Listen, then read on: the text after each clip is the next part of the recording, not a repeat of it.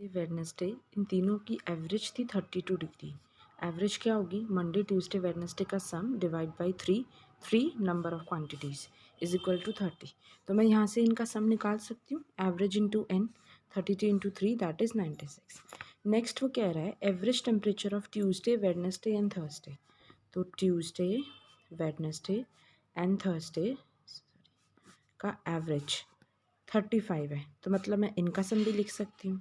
Tuesday plus Wednesday plus Thursday 105।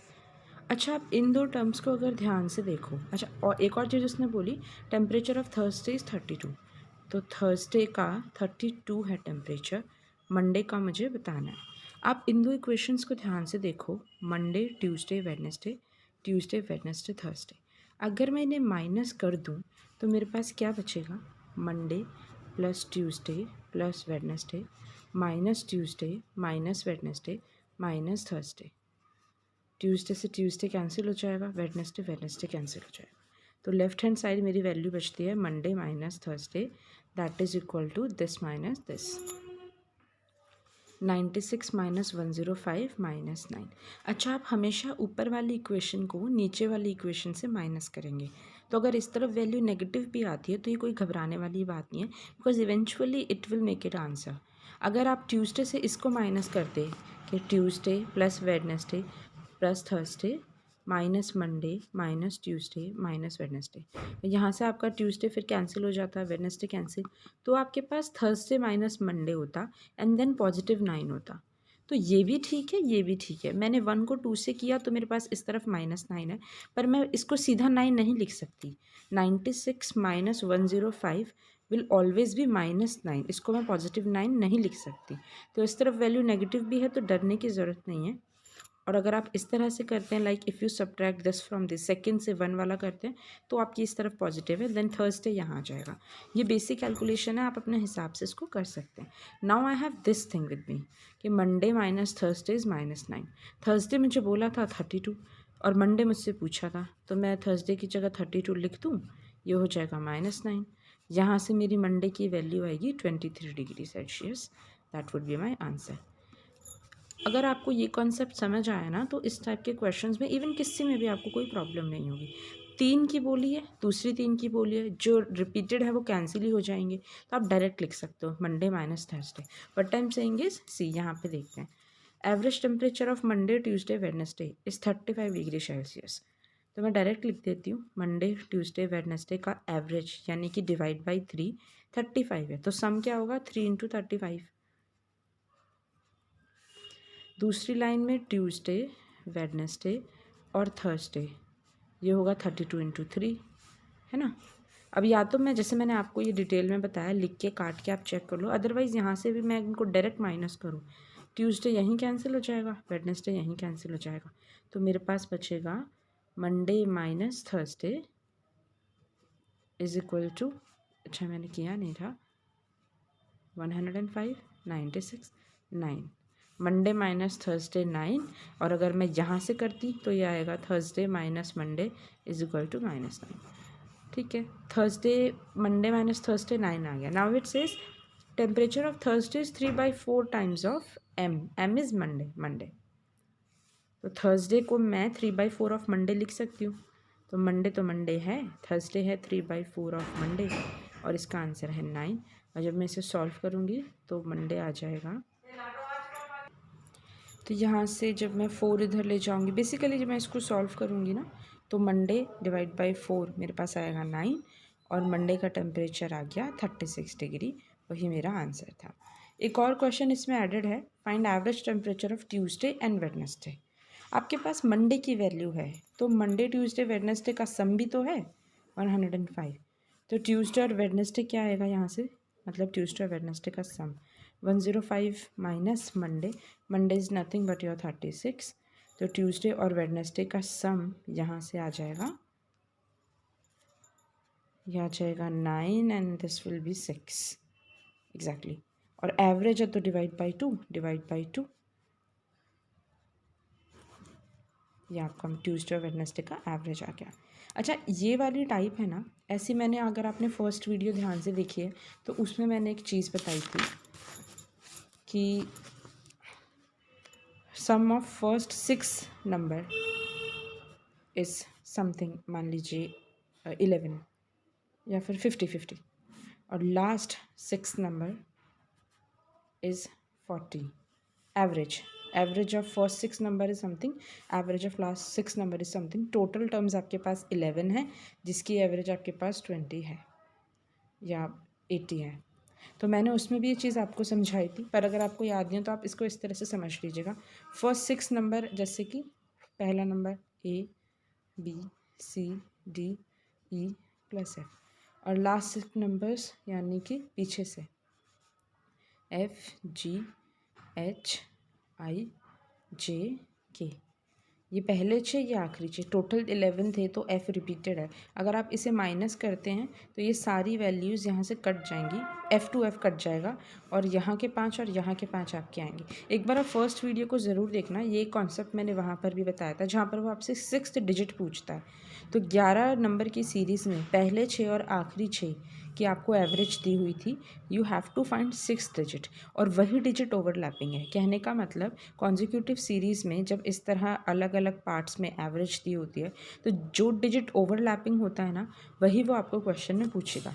This was just an extra information. Although ये मैंने first video में बहुत अच्छे से कवर करा है, तो आप उसको एक बार अच्छे से देखना.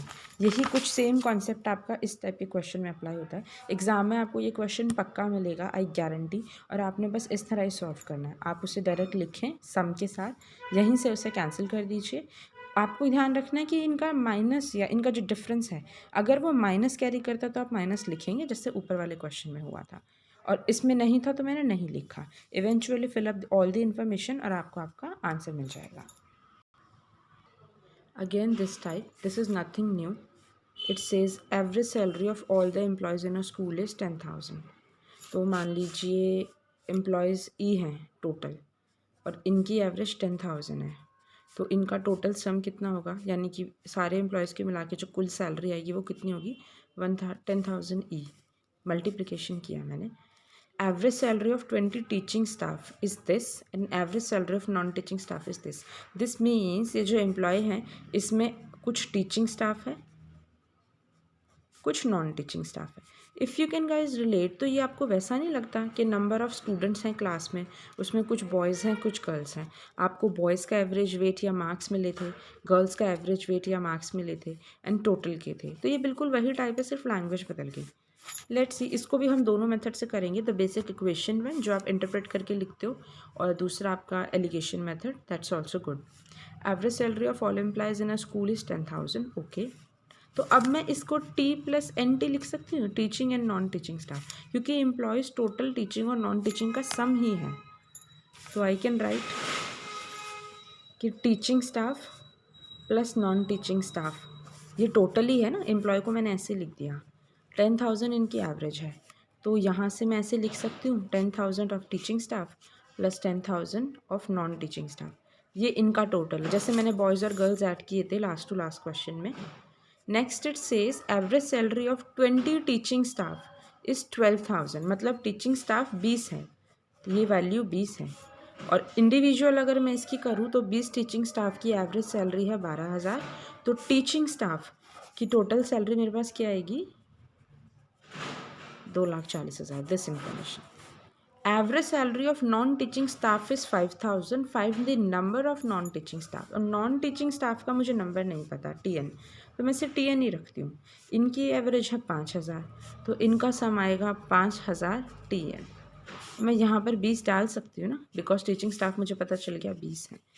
अब ये टीचिंग स्टाफ की टोटल है, ये नॉन टीचिंग स्टाफ का टोटल है, और ये भी इनका टोटल है. अगर मैं इन्हें ऐड करती हूँ तो भी मेरी टोटल एम्प्लॉयज़ की सैलरीज आ जाएगी, और ये तो टोटल एम्प्लॉयज़ की सैलरी है. Same concept boys and girls and total class वाला. भाई जितने भी एम्प्लॉयज़ हैं ऑर्गेनाइजेशन में, उसमें या तो टीचिंग स्टाफ है या तो नॉन टीचिंग स्टाफ है. टीचिंग स्टाफ आपका 20 लोगों का है, नॉन टीचिंग स्टाफ आपको बताना है कितने का है. 20 लोगों का जो टीचिंग स्टाफ है उनकी एवरेज है 12,000, तो मैंने उनका टोटल निकाल लिया. नॉन टीचिंग स्टाफ कितने हैं मुझे नहीं पता, पर उनकी एवरेज है 5,000, तो मैंने उनका टोटल इसी फॉर्म में लिख लिया कि भाई ये मुझे पता नहीं है, पर मैंने लिख लिया. अब अगर मैं पूरी ऑर्गेनाइजेशन की बात करूँ तो वो इनका सम ही होगा. व्हाट इज़ 20, हाँ 2,40,000 प्लस 5,000 ऑफ नॉन टीचिंग, और ये भी इनका सम ही है ना। टीचिंग नॉन टीचिंग इनकी इनकम्पाइल्ड एवरेज थी, तो ये वहाँ पे मैं लिख सकती हूँ प्लस नॉन टीचिंग। अब आप इसको सॉल्व कर लो, ये इधर जाएगा 5,000 TN और ये इधर आएगा 3, 4, 5, ऐसे लिख देते हैं। ये आ जाएगा 40,000,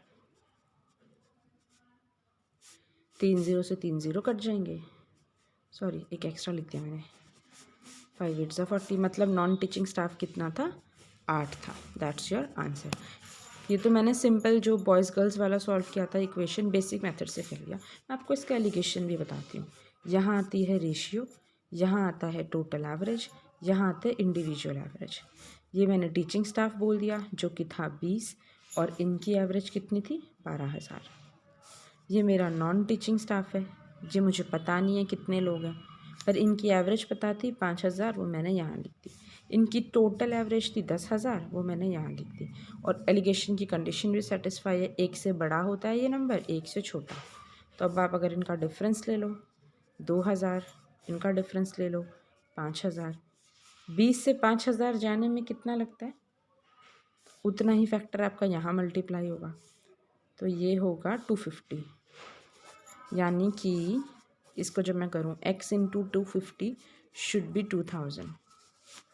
नहीं तो आप वो बेसिक मेथड लगा लो, this into this plus this into this divide by 20 plus x, और बीच की वैल्यू आती है आपकी 10,000।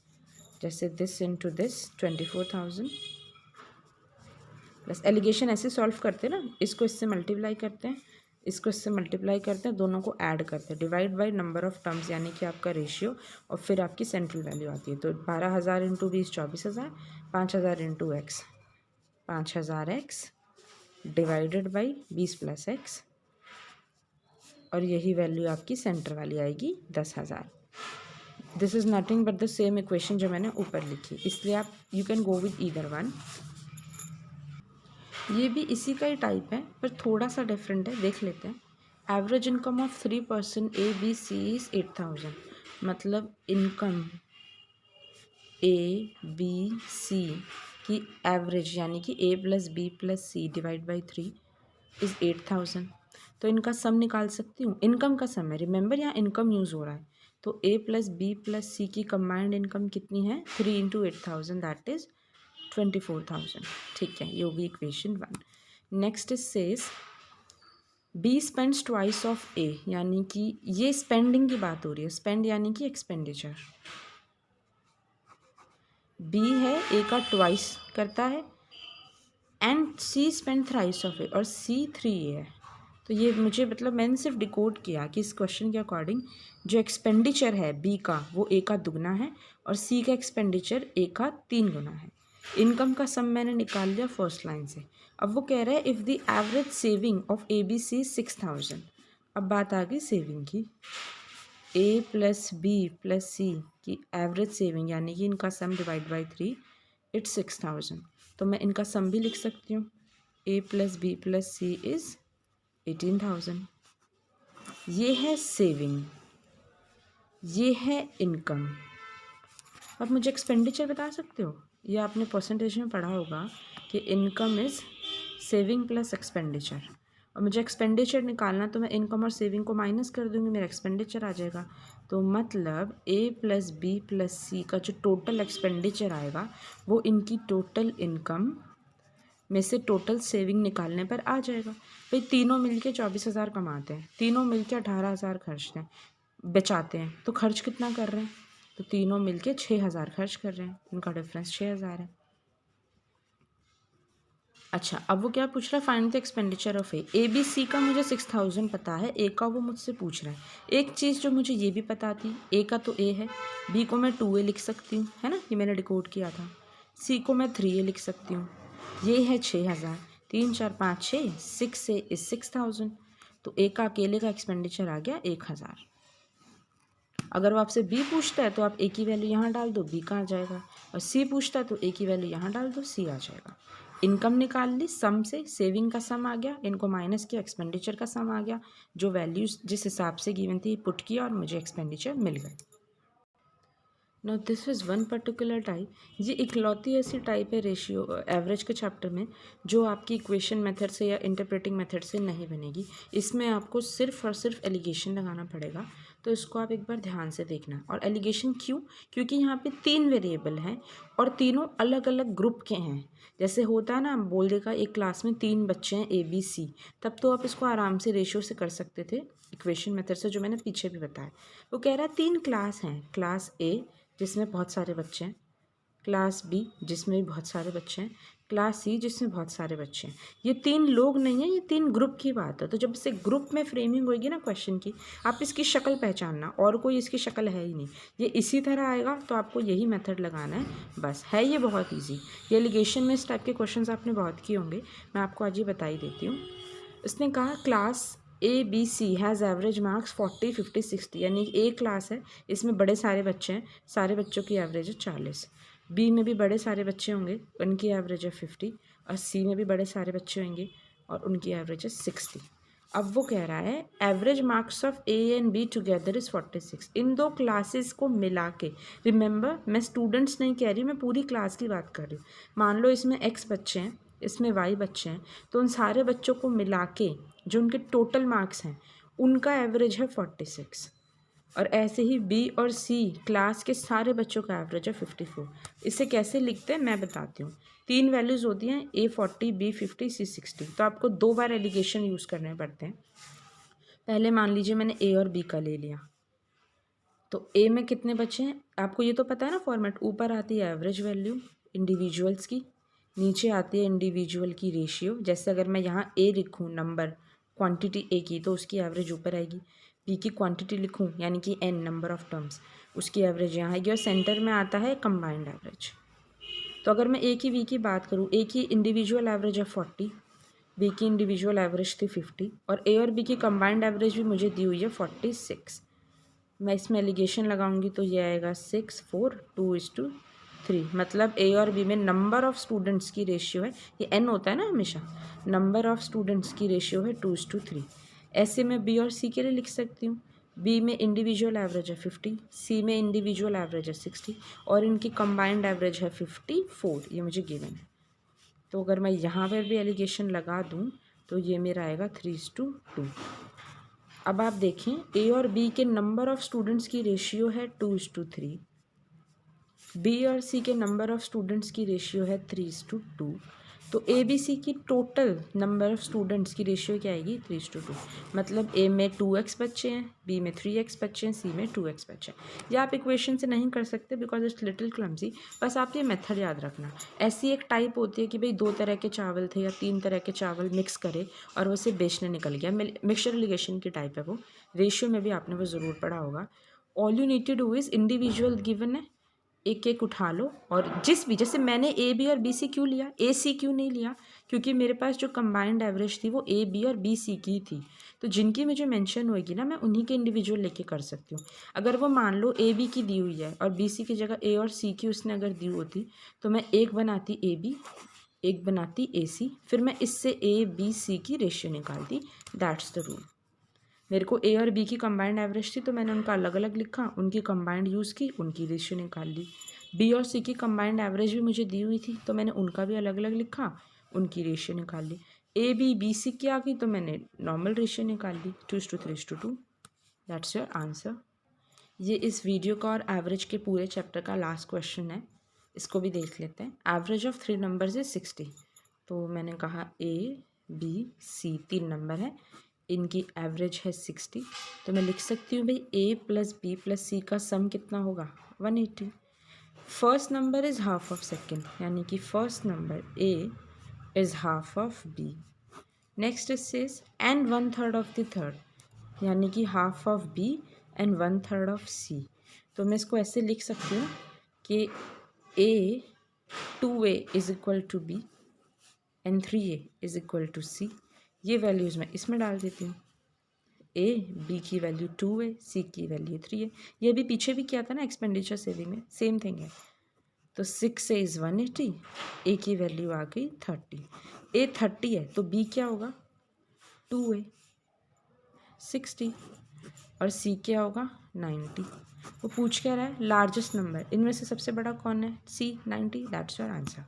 मैंने 4 पार्ट डाले हैं एवरेज के और उसमें मैंने ऑलमोस्ट हर इम्पॉर्टेंट और बहुत अच्छी वाले टाइप्स मैंने इसमें कवर किए हैं।